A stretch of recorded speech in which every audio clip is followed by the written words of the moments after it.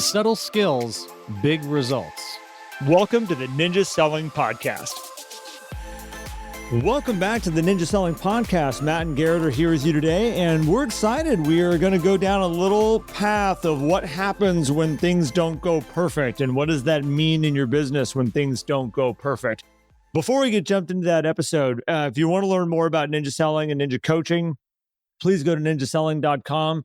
If you're looking for a coach and you want to learn all about the coaching program, we have an amazing group of coaches that are here to help you specifically with ninja, implementing your business, getting the goals that you want to have, building the business that you've always dreamed about. That's what our specialty is.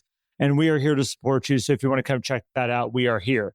If you want to be around a light group of people just like yourself, go to Facebook, go to the Ninja Selling Podcast community, and you will find over 15,000 people that are in that group that are there sharing ideas, supporting one another. Amazing group of people. So go check them out. Speaking of an amazing group of people or amazing person, Matt Pinelli, good morning, sir. Good morning, Garrett. How are you today, my friend? I'm good. It's dark. It's dark and stormy here. It is nasty stormy, but it's a wonderful day.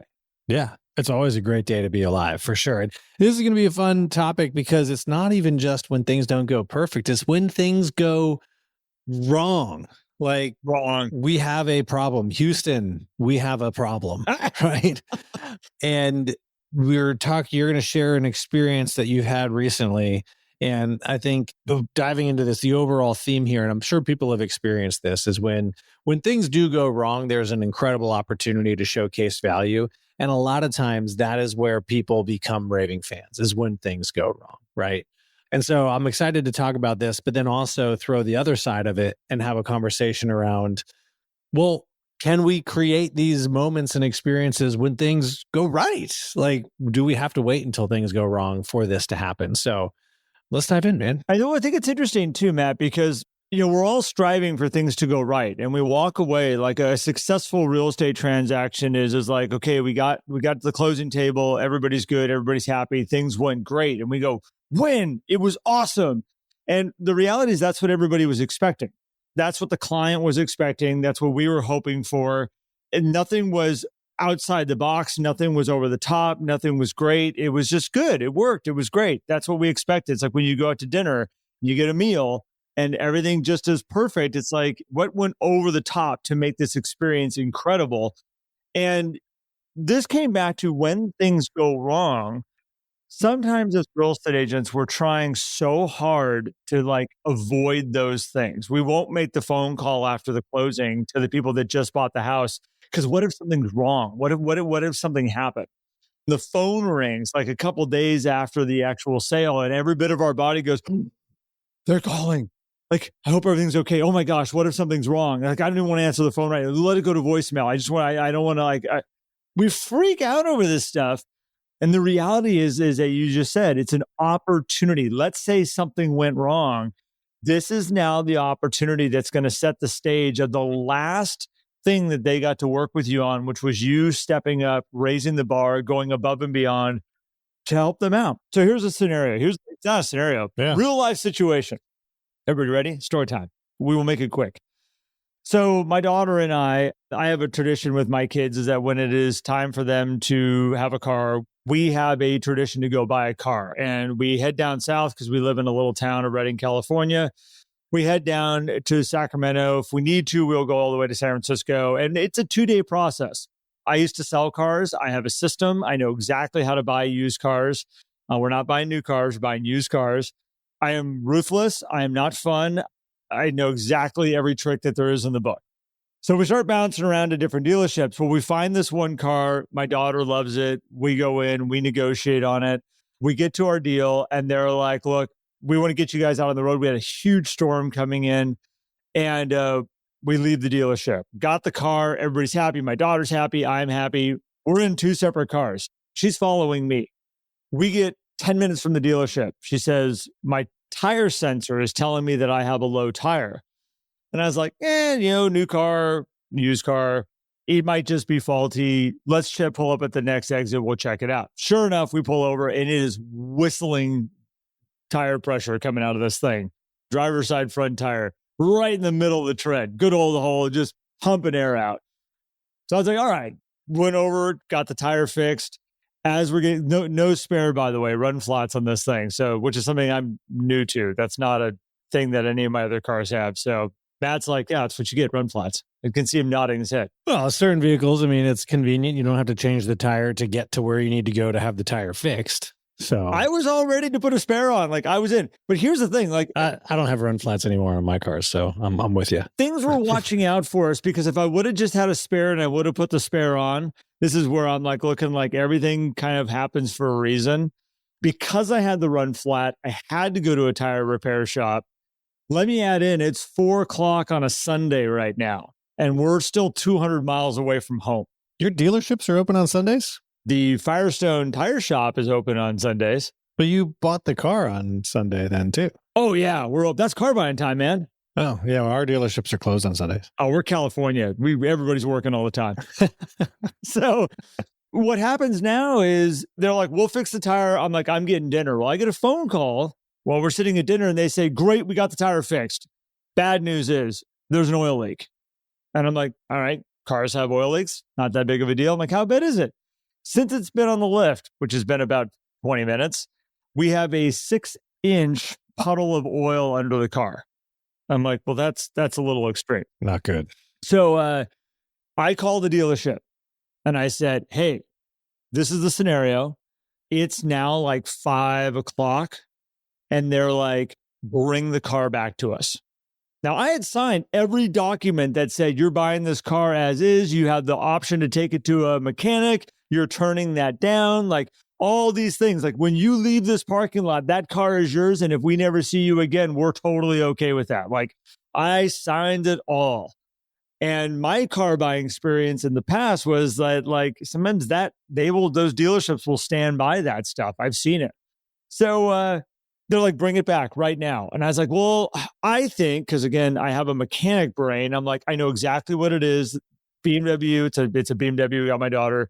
The drain plugs fail on them. They're weak drain plugs. They're made of plastic. I think I can fix it. And in my mind, Matt, I'm like looking at like how I can pull it up on curbs so I can get enough room to shimmy underneath this thing that I can actually get in there and do it. And I'm looking across the street and I'm like, there's an AutoZone over there. I can buy the tool that I need because I know it's a 14-inch drain plug. Oh, 17-inch. I'm like, I know I can go buy that and get under the car and get it done. So we're sitting there and we get to a point that I'm like, I can't drive forward. We can't go forward. I can't drive 200 miles and have my daughter on the side of the road, maybe stuck. She's in tears now because she's upset because it's her car that we just got her and we're now stuck in the situation. 10 minutes to 6. They close at 6:00 at night on a Sunday. 10 minutes to 6, I call them and I said, I'm afraid to drive the thing north. What do you guys want to do? They're like, get it back to us. We will stay open. Bring the car back to us. I'm like, don't close. I'm like, I'm driving that way now. We drove back in the heaviest rainstorm I've ever been in my life, Matt. Like, this is just like amping up the stress of my daughter. Like the whole time I'm like following her, I'm like, oh my gosh, this poor kid. Like it is just getting more and more stressful. We're 40 miles an hour on the side of the road, creeping up over this hill, trying to get back in a 70 mile an hour freeway zone. Stress levels are going up. We get there. They run out to us, umbrellas and everything, grab the keys. This is an independent lot. This is not a BMW dealership. This is a little independent lot. Grab the keys from us. And they're like, you guys head home, get home safe in the storm. We're going to fix this. We're going to deliver the car to you. 200 miles away. I said, you do realize where I live? They said, this is not the experience that we want you to have coming and buying a car from our dealership. They said, this is not who we are. That car was perfect. We're going to make it perfect. We're going to get it to you. All right. 2 days later, 2 guys show up at my house, hand the keys over to my daughter, who was freaking out. Because she was not freaking out as excitement, freaking out over, well, what do I do? What questions are they going to ask me? How are we going to, like, what do I need to do? And I'm just like, if everything's perfect, they're going to hand you the keys to the car that you fell in love with, and they're going to get in their cars and drive away, which they did. They even followed up to make sure that everything was okay in exactly the way that we expected it once the car got here. So, want to give a quick shout out before we move any farther. Auto Links in Vallejo, California. If anybody is looking for They do all kinds of high-end vehicles. They do all kinds of normal vehicles. Those guys are no joke. Cornelius, who is one of the salespeople there, was on it, called me every single day, checked in on me every single day, gave me updates every single day as this whole thing happened. They are no joke. And if anybody lives in the Bay Area and is going to buy a used car, that's the place I recommend you go to. But we would have talked about this today because this was this prime situation that they could have said, sorry, we're closing. We have no answers for you. There's so many ways it could have happened, but they took care of us. And I want to bring this back to real estate. But if anybody who's listening who's not in real estate, we have these little golden opportunities that show up. And so often we run away from them, Matt. And I want to dive into how can we turn these into opportunities, because this is where raving fans are created.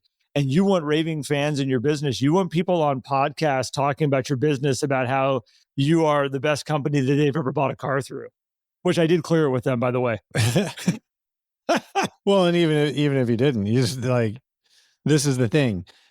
In today's world too, how you choose to treat people and how you choose to create an experience for people is going to be shared, for good or for bad. Yep. And what I find fascinating about a story like this too, Garrett, is they could have solved the problem without delivering the car to you 200 miles away. And I don't think you would have been upset. I would have totally driven back down. I even told them, I said, I'll come back down and get the car. And they're like, absolutely not. Oh, by the way, I was right.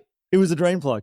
Just needed a new one. They ordered a new one. And they could have fixed it and said, hey, this little quick service costs this. And that would have probably made you a little upset. One of their options was, because I said I wasn't bringing the car back to them, because every bit of my brain was get home, get home, get home, get home. That's where my mind was at. Yeah. And they said, well, here's what you got to do. The minute you get home, get it to the mechanic and let us know what your mechanic says. And even at that, I was going, okay, now I've got another situation. Yes, I'm going to get home. Right. I'm going to wake up to a huge puddle of oil in my driveway and a car with no oil in it. And it's just like, oh, gosh. So they handled it at the highest level we can. But so you think about this. Think about every home that we sell. We're literally selling used product. Yeah. It's a used, for the most part. There are a lot of you out there that sell brand new houses, but the majority of homes that get transferred every single day are used inventory. Yeah. And they're not perfect. No, even when you inspect them and do all the things, like, things happen. It is easy. Even with cars too. I mean, like, you use things, they break. And you don't know when they're going to break. Like, cars are funny, and everybody goes like, oh, I bought this to make my daughters. Like, they should have known. She got really upset for a second, going like, how dare they? I'm like, it's a car with 50,000 miles on it. Like, anything can go wrong at any time. It's a car. It's been driven. It's been used, what it is. But it's funny, like in a home, like there's so many moving parts. There's so many things of a house that you could very easily go, you should have known this. You should have known that, or some of the inspectors should have caught this. And a lot of times for us to step in and fix it, or to have a handyman go over and take care of it, to say, hey, this is not the way I wanted you guys to start off this relationship with your house. The biggest thing I've ever seen somebody have to do, Matt, is take care of a water heater. I've done that. That's the biggest one that I've seen. 2 of them. 2. No, as a realtor or you personally? As a realtor. Yeah. Oh, yeah. It's also a way to create a raving fan, too. Oh, yeah, for sure. And I think, okay, so things can go wrong with the house. And I see people going, oh, my goodness, like, this can add up, because, like, now I can see might be like, does this mean I need to dive in and fix everything that goes wrong with my clients' houses? Before we go where I know you're going right now. Well, I can hear people thinking that. Oh, no, I get it. And here's the thing. When you create a raving fan, they will now dump a referral potentially in your lap while they're raving to all of their friends about what an amazing thing that you did, going above and beyond, because you're unlike any realtor they've ever dealt with.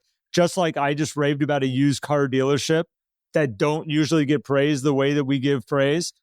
That right there is like, yes, this could cost some money. I might spend some dollars here. I might spend more dollars on every transaction than I spend in my business right now. It doesn't mean you make less. What it means is you attract in way more business that, yeah, you have a little bit more to run this thing. But the win on the other side of it, of more people using you, is huge. Well, yeah, and let's tie this to things that are a bit more in your control, let's say, right? Because buying a car from a dealership, the dealership owns that car. 100%.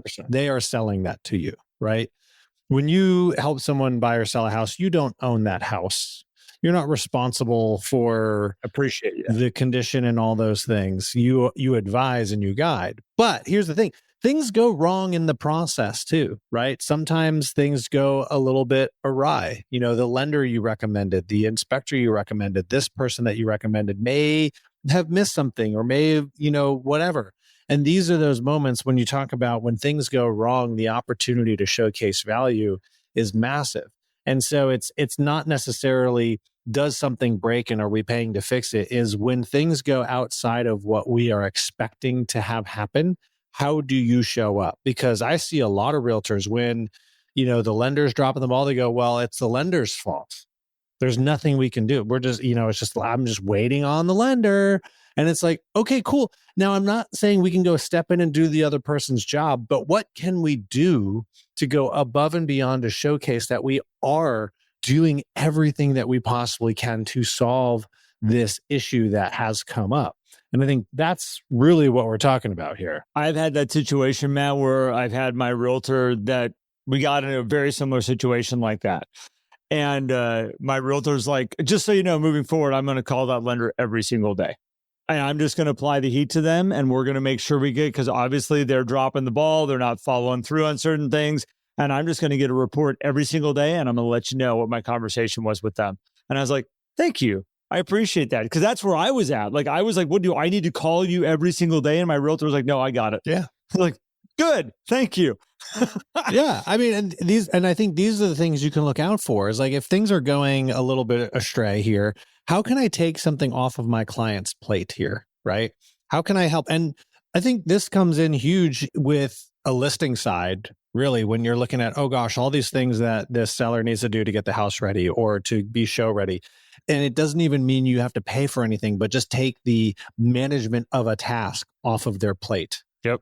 Surprise them with something that, has them go, oh, wow, you didn't have to do that. And thank you so much. Like that's a huge, huge help, right? Because in this experience, I'm thinking about them delivering the car to you. That was the wow thing that really made this thing something you wanted to talk about. Because if they were like, hey, bring the car back, we're going to get it fixed, everything's going to be okay, I'm not sure you would have talked about it. Delivering a car 200 miles away for free when the whole deal was centered around you driving off the lot. I mean, and that's not cheap to deliver a car like that at 200 miles. I mean, it's not expensive for a dealership, but it's not cheap, right? No, it's like you put into it. So you take, you you have take time, the gas, you got gas. two people's labor, you got another vehicle you're driving up here. Well, they probably hired a tow company to do it. I'm sure they don't own their own flatbed that they drive around. They drove up two cars. One guy drove this car. Oh, see, they didn't even tow it. They drove it. They put two employees on the road for a 400-mile day trip. Yeah. So, you look at that and you're like, okay, that was the thing, right? And in our business, it's not what we pay for, it's what we do for the experience, right? That's where the value comes in when things go wrong. A lot of people think that you can just solve it with money. You can't. Yeah. It's more than that. It's the experience. You have to think about what the end result is for the client. What do we want them to feel at the end of this to make this better? Because you're right, Matt. This wasn't a money thing. This was a time and attention and taking care of details and making sure that they're taking care of their client. Because at the end of the day, that wasn't an expensive thing to take care of all that stuff. The drain plug was maybe $15. All those types of stuff to get that taken care of. But the experience of how I felt like I was being taken care of, that's the reason. From the moment they said, bring the car back to me, yes, to the moment they said, we're going to have this thing delivered up to you, I'm like, and it's funny. And I think it's interesting how our clients interpret all these things. And I'm going to use myself and my daughter as two different examples here, because my daughter was really upset in the moment that we were driving away from the dealership. And I said to her, you need to give them a chance. Things go wrong. Things happen in all types of situations. And I said, this is a moment when they get to respond to something going wrong. And this is going to tell us everything we need to know about these people that we just decided to do business with. And until they don't show up, we need to give them the benefit of the doubt that a bad situation happened. They're making it right. Give them the opportunity to make it right. And again, then all of a sudden we have everybody extremely happy. And again, these are the things that these are. Now, Matt, you also went down the route of like, but let's say everything goes great. Well, before we get to that, okay, that beginning moment, right? The beginning and the end, right? It was the delivery that was the wow. It was also the very first thing they said when you called was, we will take care of it. Not, well, how much oil is it really dumping? Tell me what's going on. Yeah. Right. Hey, do you mind getting under the car and just taking a look? Which is how a lot of people troubleshoot with clients. And now I'm not saying that every situation warrants you to be like, hey, I got it. Right. Yeah. But if you start with, we're going to make this right. We're going to take care of this. We're going to resolve this. We're going to get through this, right? Giving that reassurance immediately when a client or a customer says, I have a problem, we say, great, I got you, right? Yep. I got you. We're going to get through this. That's not a commitment to paying for everything. That's not a commitment for doing things that are unreasonable based on what your services are. It is an acknowledgement to the person who's saying, I have a problem, and you saying, okay, I totally hear you, which is what they want, right? Yep.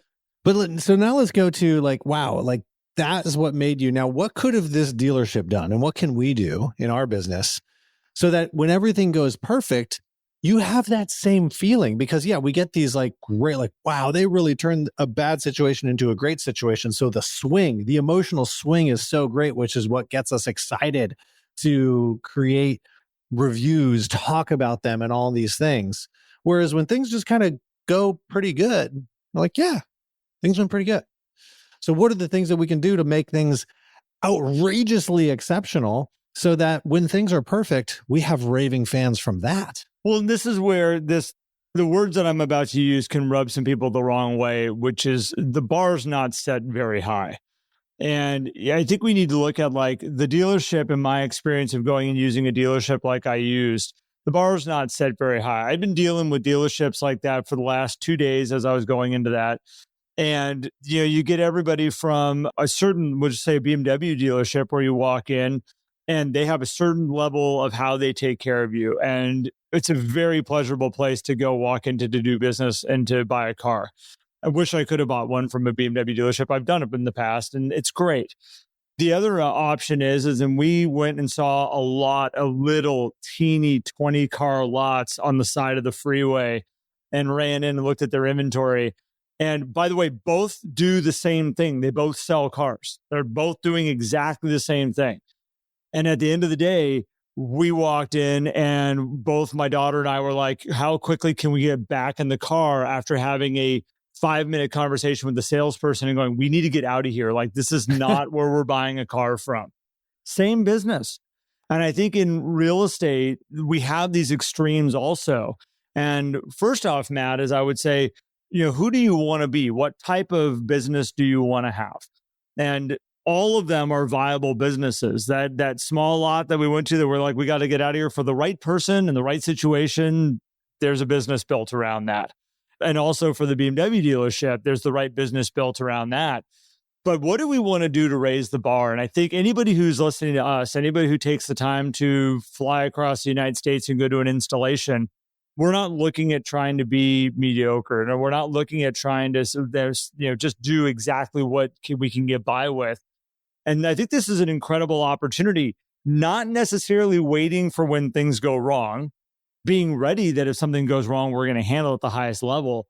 But I think also sitting back and saying, how far do we really have to go to offer in a little service, a little whatnot, a little thing over here, a little extra that's going to make people walk away going, that's unlike any realtor I've ever worked before in my life with. Like, I have never had that experience, and they will take care of you. That place that turns them into these raving fans. I hate saying the bar's not set very high, but it's not. It's not set high. Well, the differentiation too. I mean, and we've talked about this before with Unreasonable Hospitality and everything. Like, closing day is very anticlimactic, right? Ultimately. And a lot of times that's where service ends. It's like, okay, cool. Like, yay, we closed, we got the keys, and that's it, right?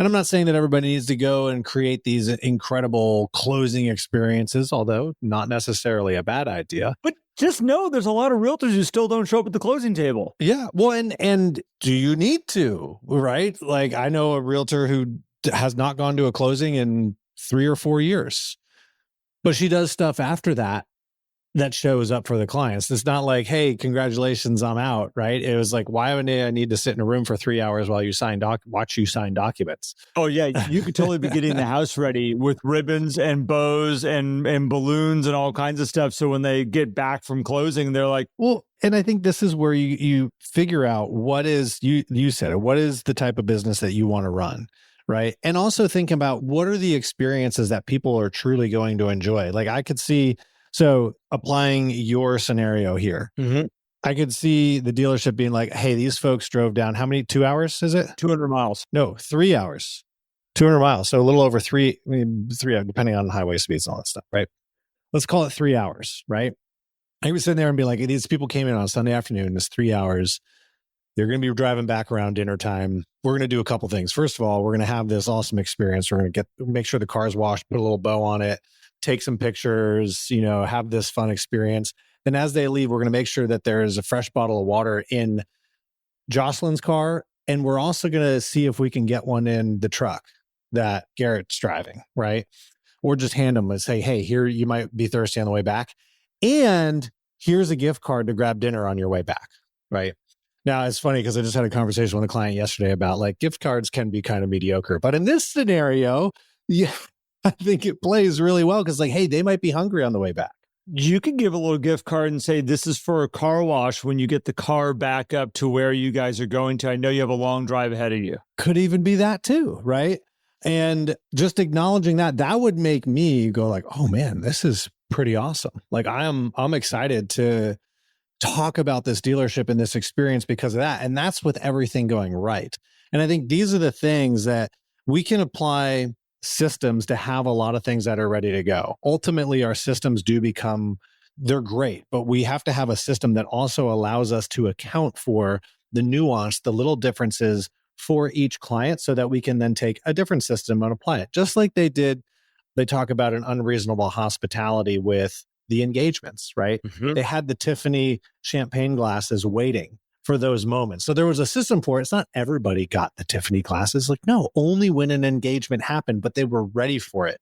And it made it special because it wasn't happening all the time. Although I guess it happened quite enough that they were stocking these things in the back. But that's what I'm talking about, Garrett, on the things that go right. Like, how do we create those raving fans when things go right? And it's these little tiny things that don't cost a lot of money, but they do require us to pay a little extra attention to the people that we are working with in order to create that customized experience for them. And sometimes, again, it's not money. And that's where I think is like, I'm sitting here thinking about, I know you guys think I'm weird already, but I watch like car dealers, detailer things on YouTube because I love knowing how to clean little crevices in cars. I don't know why.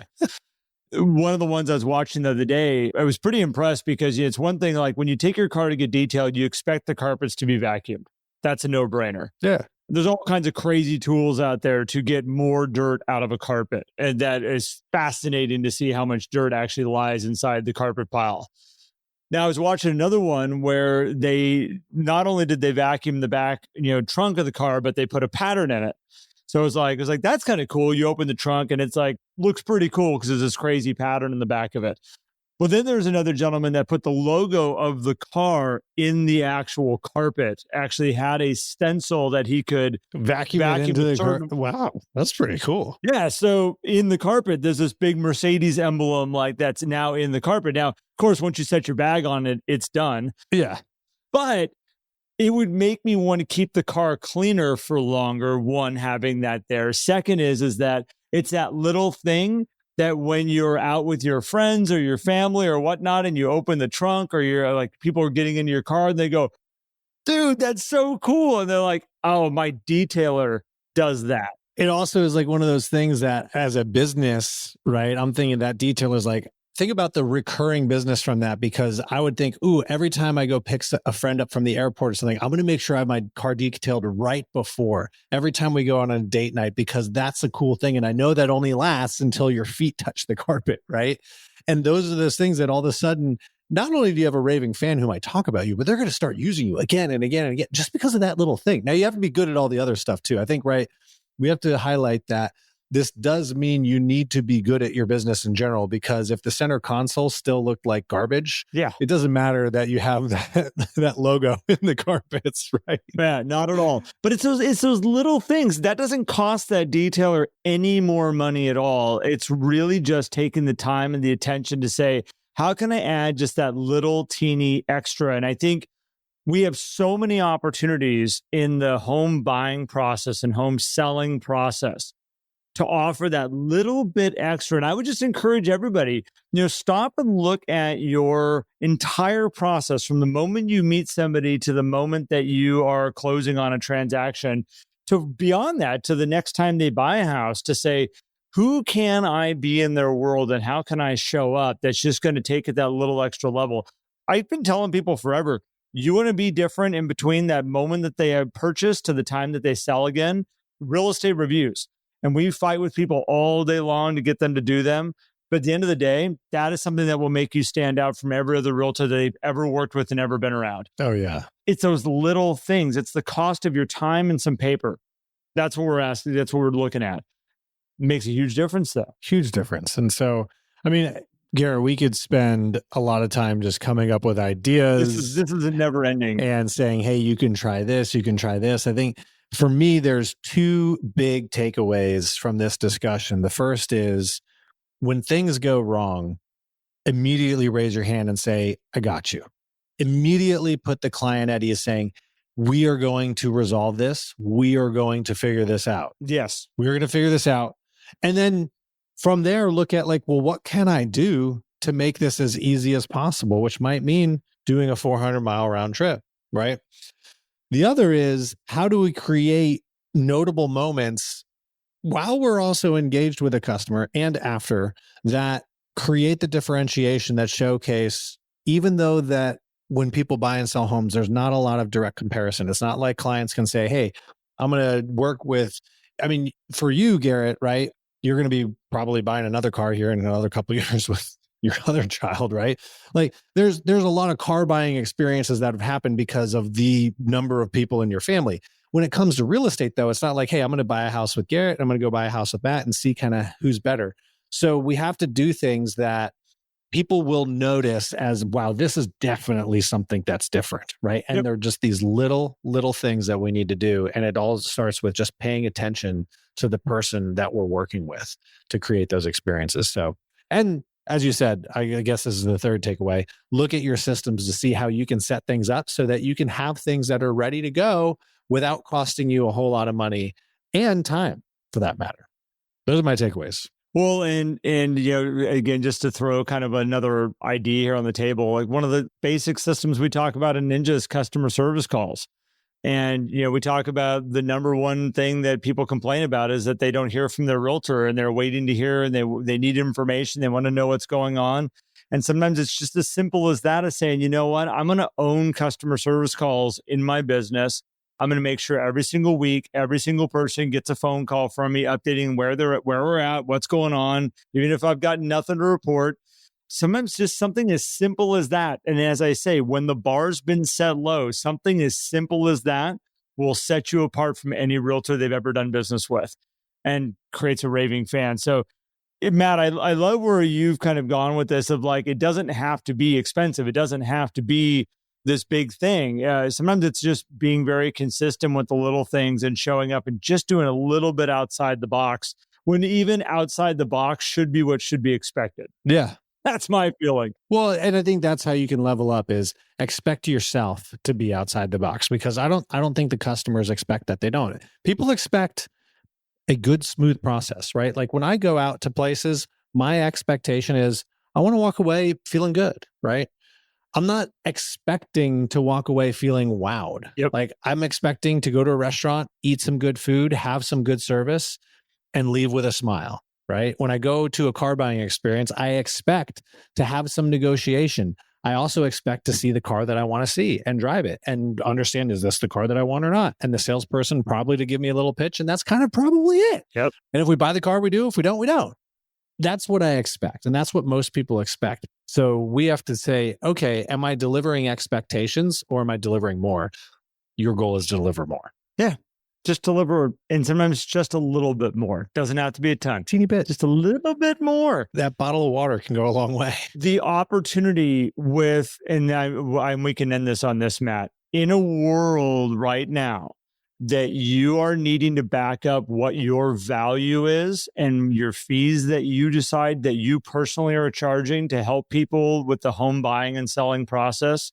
It is becoming more and more in your court that you are the one that is in charge of what you are charging. You need to know what your value is. And it really helps when somebody's running around saying, oh my gosh, they're worth every penny. They're different than any other that you've ever worked with like this. You should be looking at your business right now saying, do people understand what my value is? And am I bringing enough to the table to back up this fee that I'm charging for my business and for my services? We need to be looking at this right now. This is a great time to start analyzing and asking yourself, what can I add in? What can I be doing? How can I raise the bar? How can I outshine everybody else? Because every dealership in Vallejo, they are looking at the other dealerships and they are driving down the road and they are looking at how their displays look. They're looking at the ease of access to that dealership. They're looking at when you walk into our dealership, do you hear music? What's the temperature in here? What's the light? Is it an inviting place to be? Is it making people want to come in and leave as fast as they can? They're business owners, just like all of you are. And they're constantly analyzing this stuff. And the ones that aren't, you can see it. Yeah. Because they're the ones that we walked into and we're like, let's get out of here. This is not a place we want to be in. We don't want to spend any more time here. And there's other ones that were extremely inviting to come and hang out in. We wanted to see their cars. Their cars were clean at a different level than everybody else's. Some of them decided to put plastic on the floor. Some of them just decided to leave it as it was. Like all these little things start to add up. And in the industry, in the market, in the world that we're in right now, this is at your fingertips for you to take control over. Don't miss the opportunity.